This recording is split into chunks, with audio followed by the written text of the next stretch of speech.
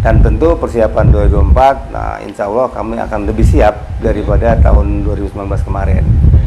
Bagi saya Hanura ya tentunya, kami tidak mempermasalahkan itu. Mau sistem terbuka, mau sistem tertutup, saya welcome, nggak ada masalah gitu.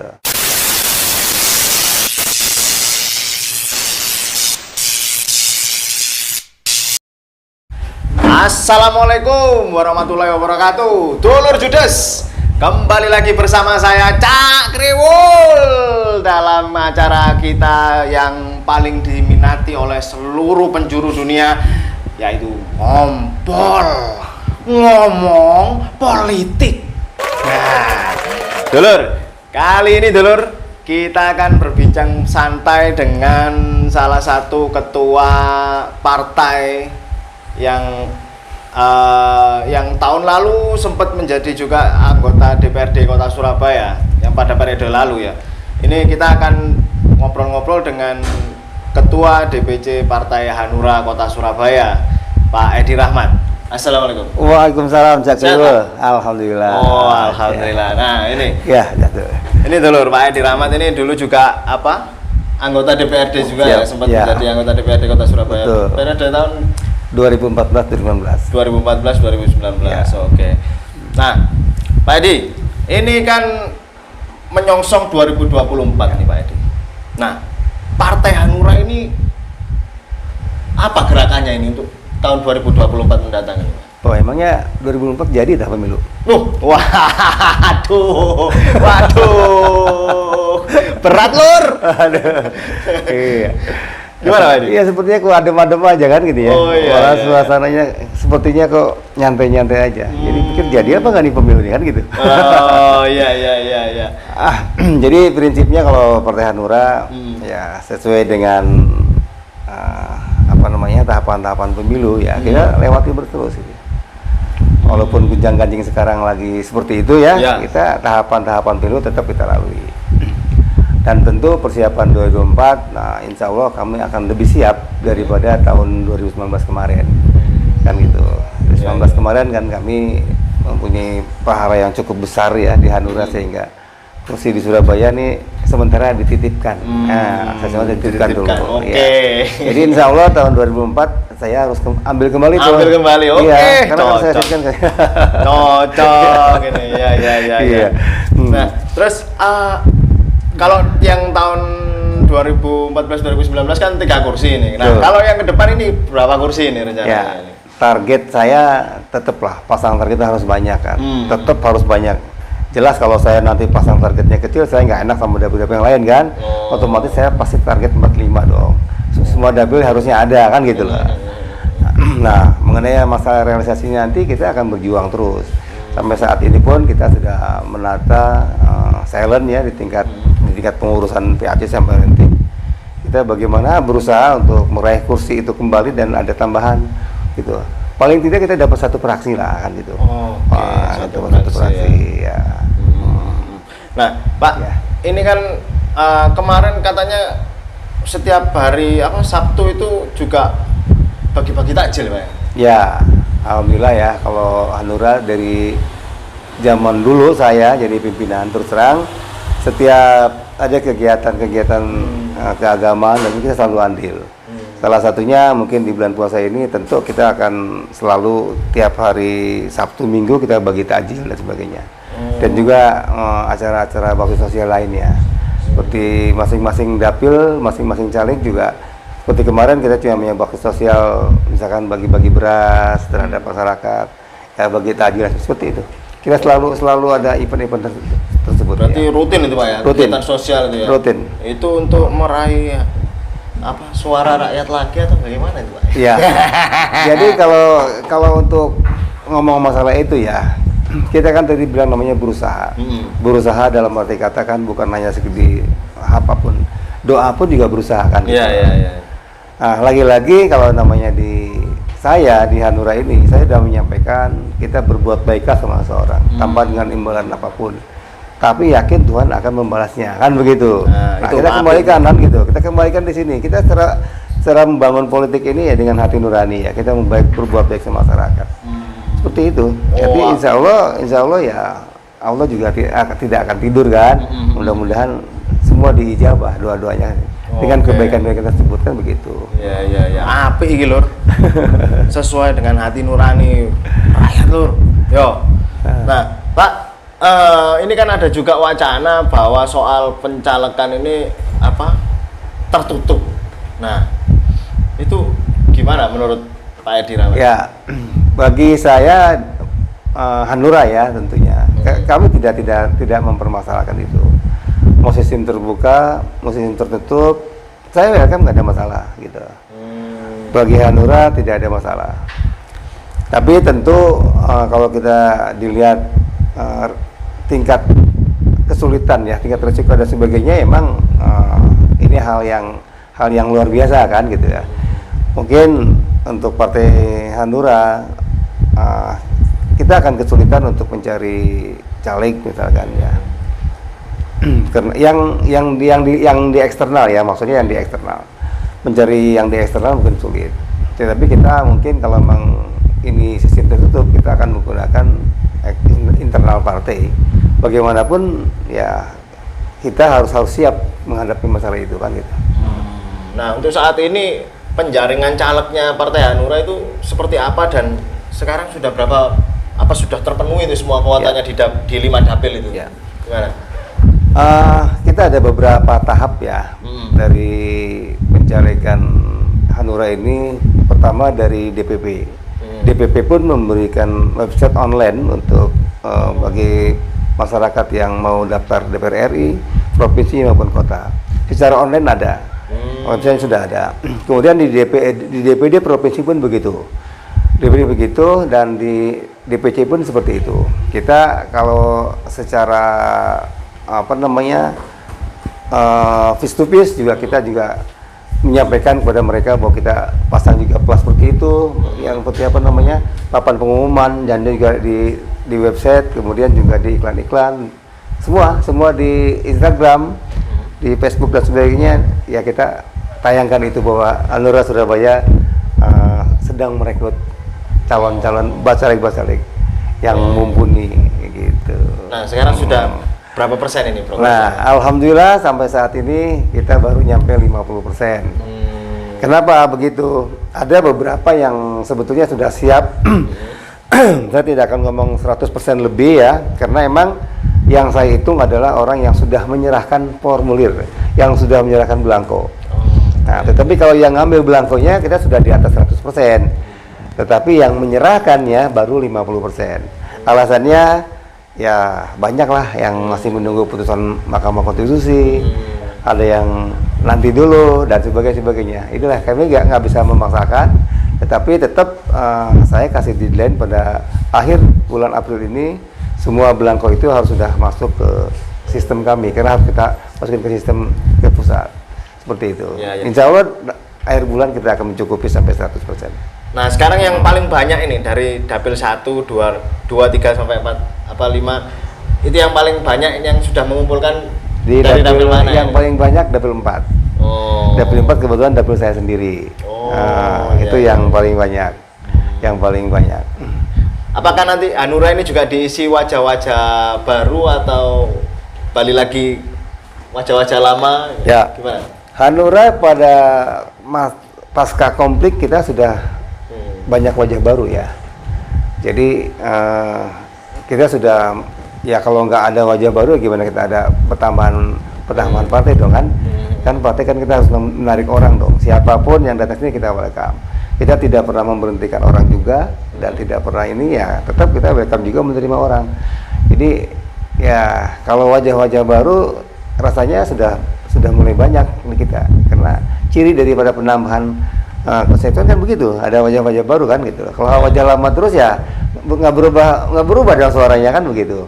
Ada regenerasinya juga ya. Betul. Nah, apalagi sekarang ada milenial, anak muda yang juga kita ingin masuk gabung kita, dan juga ada beberapa yang eksodus dari partai lain ke kita, ya kita terima seperti itu. Nah, itu untuk kan ke depan ini kan pemilihnya kan juga generasi muda ini. Ya. Nah, itu gimana itu caranya Partai Hanura untuk menggait para generasi muda ini untuk mau bergabung dengan Partai Hanura ini? Ya, emang kita tahu bahwa pemilih pemula saat ini lebih di atas 50% ya, sekitar 55 sampai 60% lah. Jadi ini juga yang jadi sasaran semua partai saya rasa ya.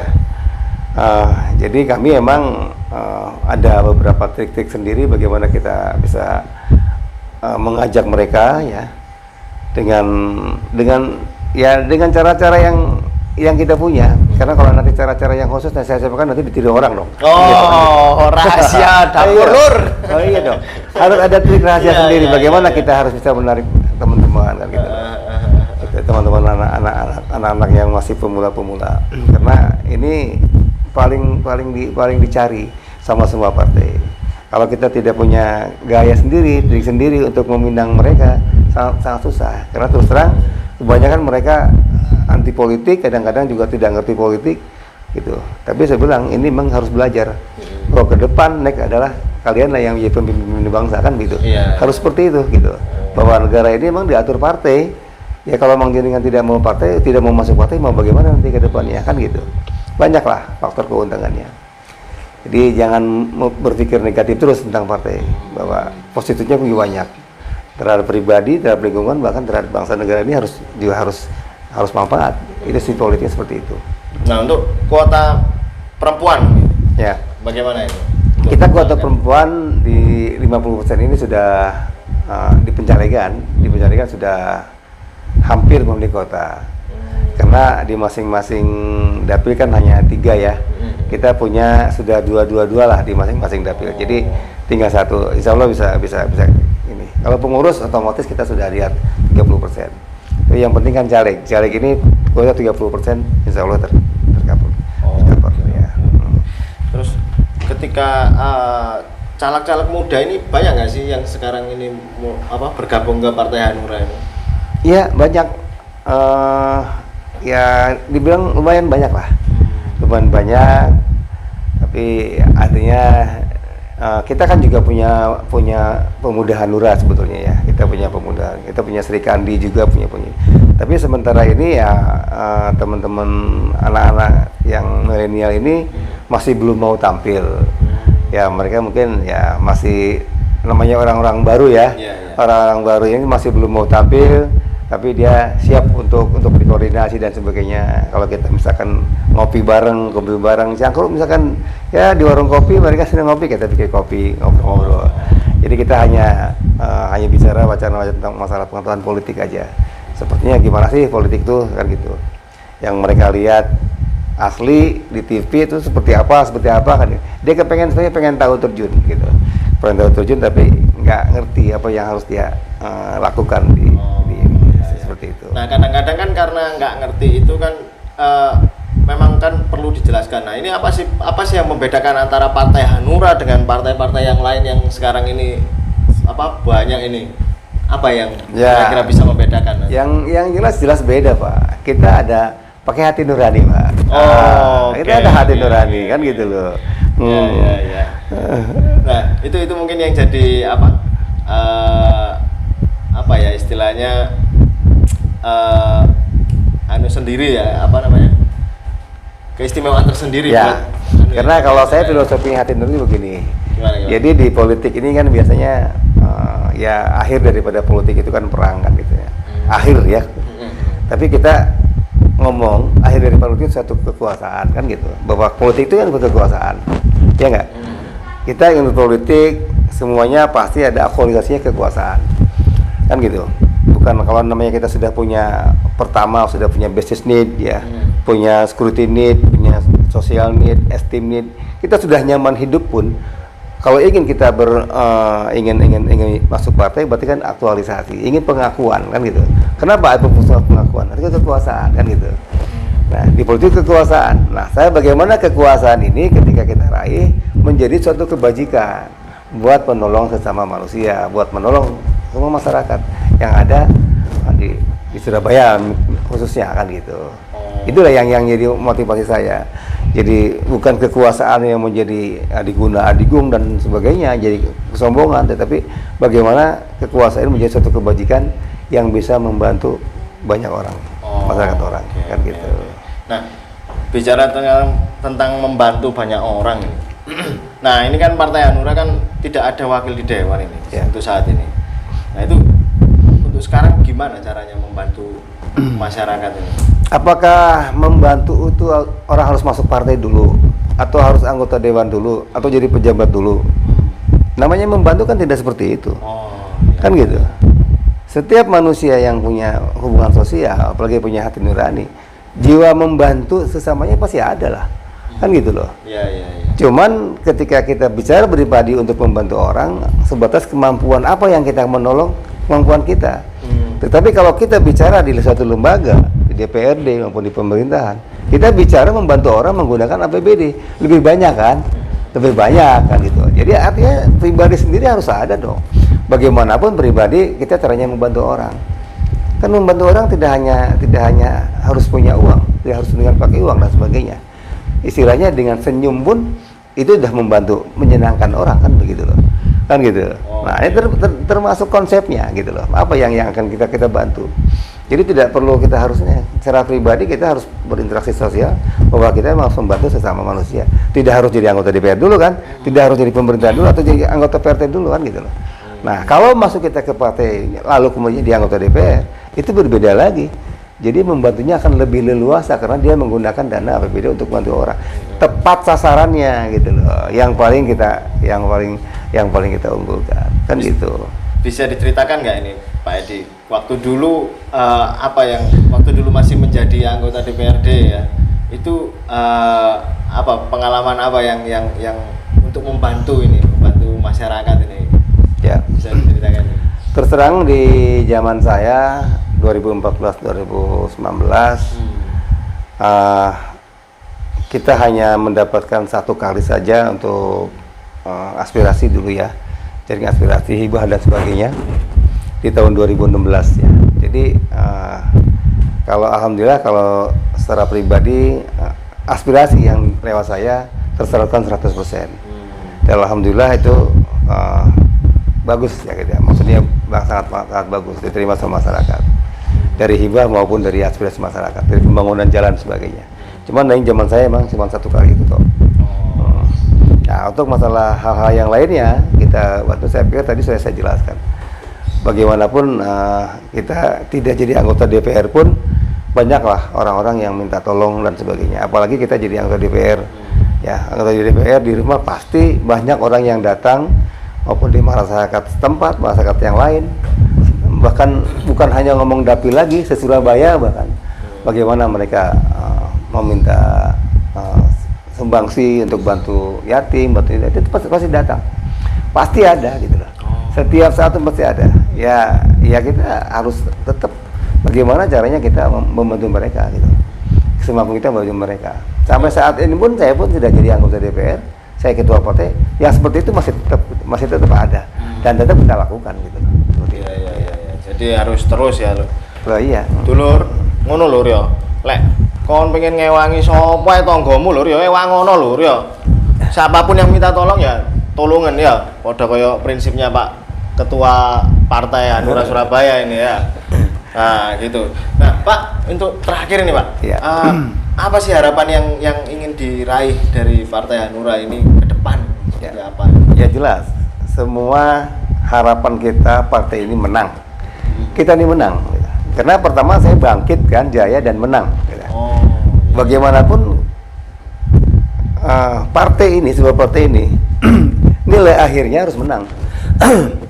Artinya nilai akhirnya harus punya kursi kan gitu. Kalau kita pemilu kemudian kita pilihan nggak punya kursi, akhirnya kita kalah. Kita nggak bisa menang. Jadi akhirnya harus menang. Tujuannya menang. Menang berarti kita mempunyai kursi di DPRD, perwakilan DPR kota, provinsi maupun RI kan gitu. Itu baru yang namanya menang kan gitu loh. Jadi harapan terakhir semuanya masih menang kan gitu.